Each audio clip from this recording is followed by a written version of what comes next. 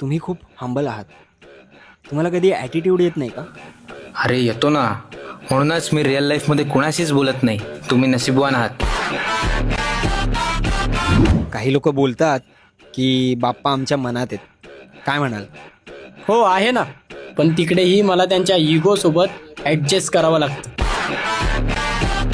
एवढी lighting, DJ, decoration ह्यात तुम्ही कुठे दिसतच नाही.